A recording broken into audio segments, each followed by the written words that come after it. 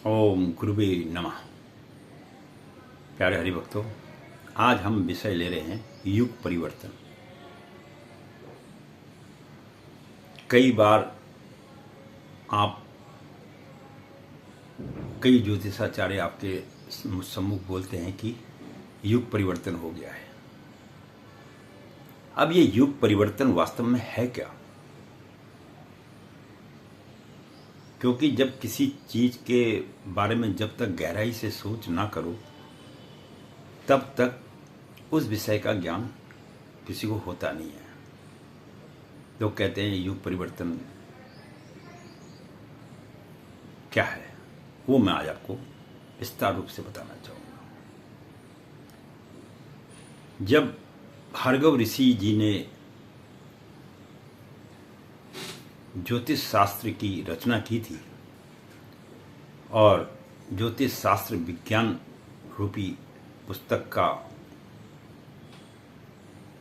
लिखने का जो कार्य उन्होंने किया था, तो उस समय उन्होंने बोला कि एक युग तो हमारा युग है, जैसे सतयुग, द्वापर, त्रेता, द्वापर, कलयुग आया, और एक युग उन्होंने मनुष्य के लिए बनाया कि मनुष्य के जीवन में आने वाले समय में कलयुग में किस प्रकार से जो है उसका जीवन में परिवर्तन आएगा। बहुत ही सुंदर विषय मैं आपको बता रहा हूं और समझने वाली बात है। तो उस समय में उन्होंने 60 संवत्सर यानी 60 संवत्सरों की रचना की, जिसके आधार पर आज भी ज्योतिषी लोग बोलते हैं आने वाला समय में ये होगा। ये इन संवत्सरों के आधार पर विचार किया जाता है, और जिस संवत्सर का जैसा प्रभाव होगा उसका वर्णन भी उन्होंने ज्योतिष विद्या के अंदर में दिया है। आने वाले आगे के 20 वर्ष के बाद बरसात होगी या नहीं होगी, तूफान आएंगे नहीं आएंगे, फसल उगेगी नहीं उगेगी, युद्ध होगा नहीं होगा, ये तमाम जानकारियां जो है हमारे ज्योतिष शास्त्र में दिया हुआ है। और इस हिसाब से जो संवत्सर आता है उसी के आधार पर उसकी हम गणना करते हैं। जबकि आज के साइंटिस्ट आने वाले समय के बारे में आपको कोई सटीक जानकारी नहीं दे सकते, केवल 10 दिन, 15 दिन, महीने, 2 महीने, 4 महीने की दे देंगे। लेकिन ज्योतिष एक ऐसा विषय है जो आपको आने वाले 50 साल के बाद का भी बतला सकता है, बशर्ते कि उसका आपको ज्ञान होना चाहिए। अब यहां पर हमारे 2 प्रश्न निकलते हैं।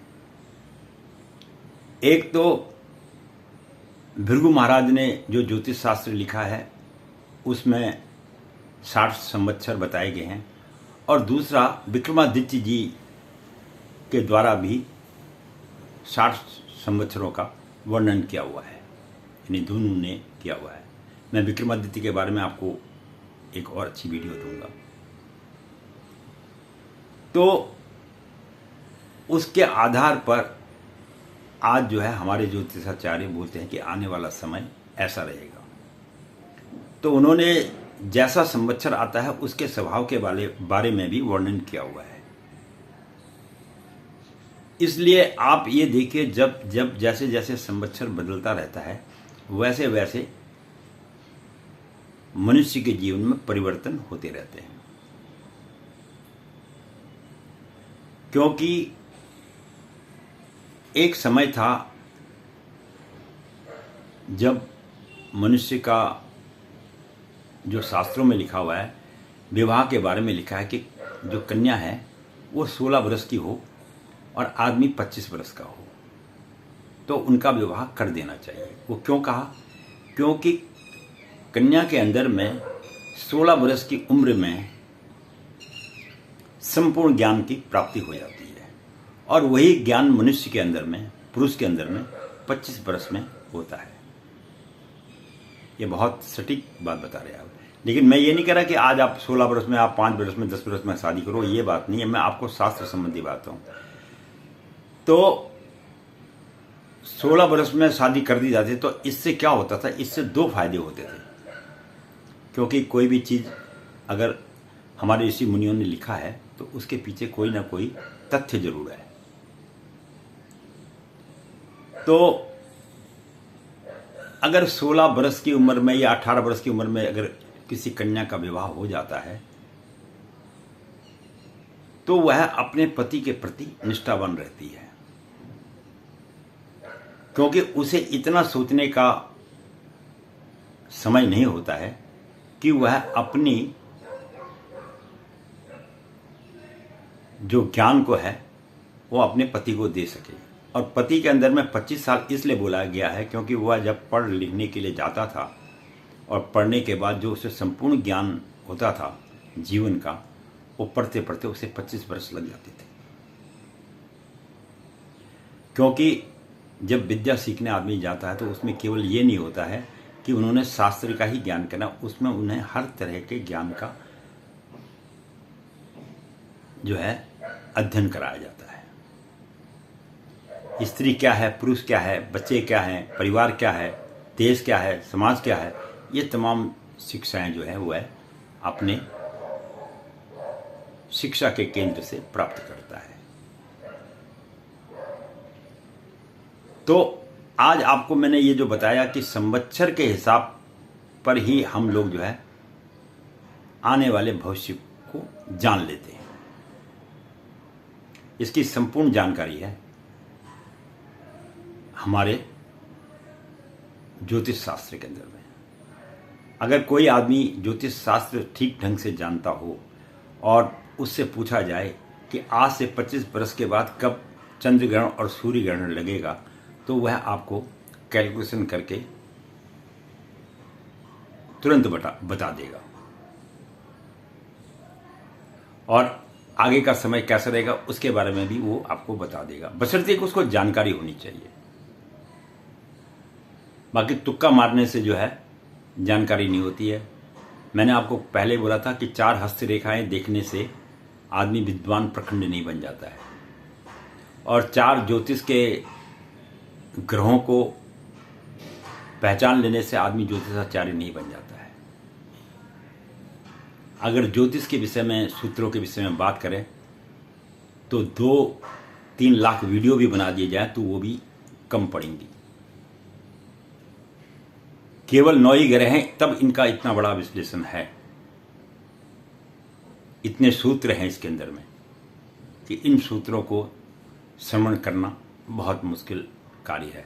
इसीलिए ज्योतिष के लिए सबसे सीखने के लिए जो सटीक पुस्तक बताई है वो है ज्योतिष विद्या। और इसमें जो पुस्तक निर्णायक है वो है शीघ्र बोध। एक पुस्तक आती है शीघ्र बोध, वो उसमें जो है, क्योंकि इतने सूत्रों को आदमी याद नहीं कर सकता है, तो उसमें दोहे के रूप में ये लिखे हुए हैं। जिस प्रकार कबीरदास जी ने दोहे लिखे थे उसी प्रकार से इनके विषय में भी दोहों में सारी चीजें लिखी हुई है। तो इस प्रकार से जो है संवत्सर के हिसाब से आप जो है आने वाले भविष्य के बारे में ज्ञान प्राप्त कर सकते हैं। अब उसके साथ में संवत्सर के अलावा उनके साथ में ग्रहों और उपग्रहों का भी इसमें विशेष योग होता है। कहते हैं कि जब शनि की दशा आती है मनुष्य पर तो वह परेशान हो जाता है। क्यों? क्योंकि सबसे ज़्यादा प्लैनेट, उपग्रह जिसको बोलते हैं, वो शनि के हैं। और उसके बाद जो है जो ज़्यादा उपग्रह हैं वो हैं आपके बृहस्पति ग्रह के। इसलिए इनके पास, दोनों ग्रहों के पास अपार शक्ति है। ये सब ज्योतिष शास्त्र में वर्णित है। मैं अपनी तरफ से कोई भी बात नहीं बता रहा हूँ, मैं भी ज्योतिष के आधार पर ही आप लोगों के सम्मुख ये बातें कह रहा हूँ। इसलिए मेरी जितने भी लोग ज्योतिष सीख रहे हैं या सीख चुके हैं, उनसे गुजारिश है कि वह इसकी गणना सटीक करना सीखें और लोगों को सही मार्ग दिखाएं। पैसे के लोभ में ज्योतिष विद्या को विलुप्त मत कीजिए। पहले के भी ऋषि मुनियों ने जब ज्योतिष विद्या सीखे तो उन्होंने धन का कोई विशेष लोभ नहीं किया। आदमी को 2 वक्त की रोटी चाहिए, वो मिलनी चाहिए। बाकी धनोपार्जन के लिए इस प्रकार की विद्या का उपयोग नहीं करना चाहिए। मेरा तो अपना सिद्धांत यही है और ये मैंने आपको बताया कि इस प्रकार से सटीक गणना जो होती है संवत्सर के हिसाब से होती है। और ऐसे ही संवत्सर जो है विक्रमादित्य ने भी 60 संवत्सर बनाए हैं, जिनके नाम से विक्रमादित्य का पंचांग भी आता है, संवत विक्रमादित्य का भी पंचांग आता है। तो कहने का तात्पर्य यह है कि हर व्यक्ति के जीवन में ज्योतिष शास्त्र का एक विशेष महत्व है, बशर्ते कि उतना सुयोग्य पात्र ज्योतिष का जानकार मिल जाए तो आपको आने वाले भविष्य के बारे में संपूर्ण जानकारी मिल सकती है। मैं पंडित गिरीश तिवारी अपनी वाणी को यहीं पर विश्राम दूंगा। आशा करता हूं कि आपको थोड़ा बहुत कुछ समझ में आया होगा और आशा करता हूं आगे भी किसी वीडियो में आपके साथ इसी तरह से मिलते रहेंगे और आपको थोड़ी सी ज्ञानवर्धक बातें बताते रहेंगे। वीडियो देखने के लिए बहुत बहुत धन्यवाद।